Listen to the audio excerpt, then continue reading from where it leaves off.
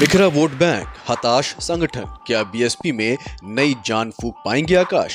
आकाश के सामने पार्टी को फिर से खड़ा करने का चैलेंज। चंद्रशेखर से कैसे निपटेंगी मायावती के भतीजे? बिना शोर किए मायावती ने भतीजे को आगे बढ़ाया, दे दी पार्टी की ये बड़ी जिम्मेदारी। बसपा सुप्रीमो मायावती ने अपने भतीजे आकाश आनंद को महज 2 महीने के अंदर ही पार्टी के नेशनल कोऑर्डिनेटर के पद पर बहाल कर दिया है।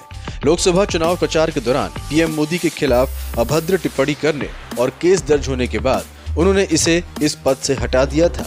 इसके साथ ही पार्टी सुप्रीमो बनने की दिशा में वो एक कदम आगे बढ़ गए हैं। लेकिन क्या आने वाला वक्त उनके लिए वाकई बेहतरीन रहने वाला है?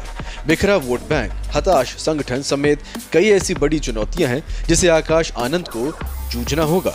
अगर वे इन चुनौतियों को कामयाबी से पार कर लेते हैं तो यकीनन उन्हें एक बड़ा लीडर बनने से कोई नहीं रोक पाएगा। लेकिन अगर वो ऐसा नहीं कर पाते हैं तो 4 दशकों की मेहनत से खड़े हुए बहुजन मूवमेंट की विरासत को ढहने में देर नहीं लगेगी।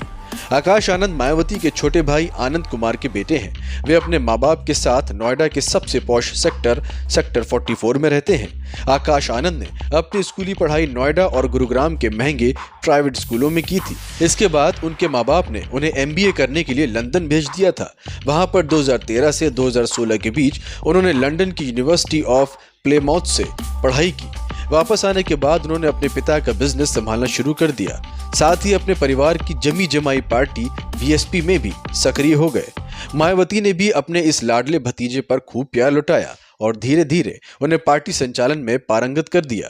वर्ष 2017 के यूपी असेंबली चुनाव में जब बीएसपी को लगातार दूसरी बार करारी हार मिली तो उन्होंने आकाश आनंद को सामने लाने का फैसला किया। इसके बाद 2019 के लोकसभा चुनाव में उन्हें पार्टी की ओर से स्टार प्रचारक घोषित कर दिया गया। ये मायावती के भतीजे को धीरे धीरे पार्टी का मुखिया बनाने की रणनीति थी, जिसे वे खामोशी से अंजाम दे रही थी। असल में वो कई बार ये ऐलान कर चुकी थी कि उनके बाद उनके परिवार के पार्टी का कोई मुखिया नहीं बनेगा और बहुजन मूवमेंट आगे कैसे चलाना है ये समाज के लोग तय करेंगे। ऐसे में आकाश आनंद को एकदम से नेशनल कोऑर्डिनेटर बनाने से पार्टी में टूट हो सकती थी और कॉर्डर बिगड़ सकता था।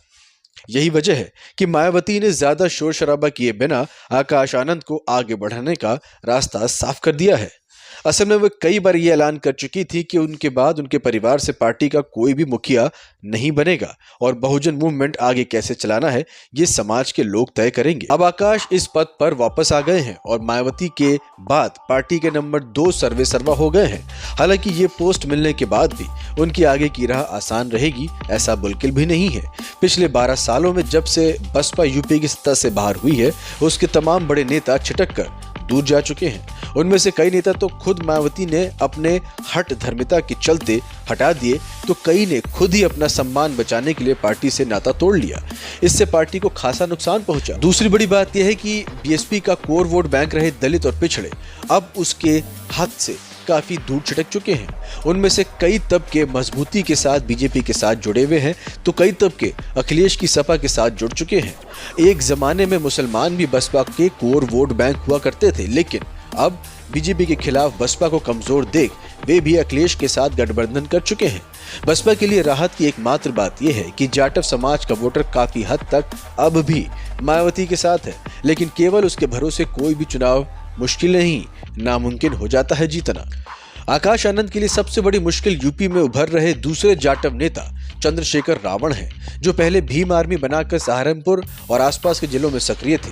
चंद्रशेखर ने पहले बसपा से जुड़ने की कोशिश की थी, लेकिन जब मायावती ने कोई भाव नहीं दिया तो उन्होंने खुद की पार्टी आजाद समाज पार्टी बना ली।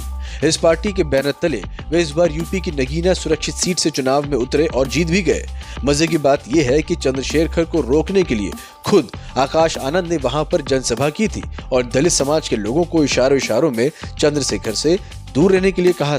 आकाश की इन कोशिशों और आग उगलने वाले बयानों के बावजूद चंद्रशेखर वहां से बढ़िया तरीके से जीतने में कामयाब रहे और बसपा तीसरे नंबर पर सिमट के रह गई है। ऐसे में आगे चलकर जाटव समाज पर चंद्रशेखर का सिक्का चल निकला तो यूपी की राजनीति में उन्हें जमने से कोई नहीं रोक सकेगा। ये उनकी उत्थान आकाश आनंद के लिए बड़ा खतरा बन सकती है, जिसे मायावती और आनंद कुमार समेत परिवार के तमाम लोग महसूस भी कर रहे हैं। ऐसे में अब देखने लायक होगा कि बसपा के बिखरे कुनबे को इकट्ठा करने और चंद्रशेखर की रणनीति से निपटने के लिए आकाश आनंद आने वाले वक्त में कौन सा कदम उठाएंगे जो उन्हें यूपी की राजनीति में स्थापित कर सके।